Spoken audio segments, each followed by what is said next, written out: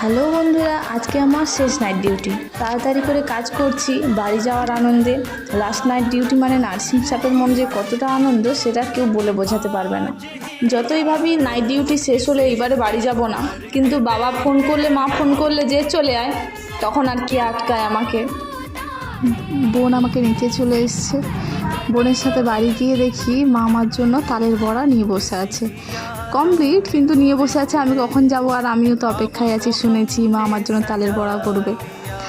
গিয়েই ড্রেস না চেঞ্জ করে হাত পা না ধুয়েই লোভ সামলাতে না পেরে খেতে বসে গেছি।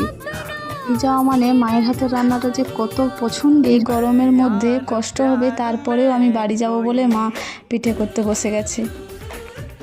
এরই নাম হয়তো মা। বাবা আর আমি খেতে বসে গেছি। বাবার তো সুগার আছে, মা দেবে না, তাই আমি লুকিয়ে এনে বাবা আর আমি খেতে বসে গেছি। বাবাকে লুকিয়ে লুকিয়ে দিচ্ছি, বাবা তাড়াতাড়ি করে খাচ্ছে।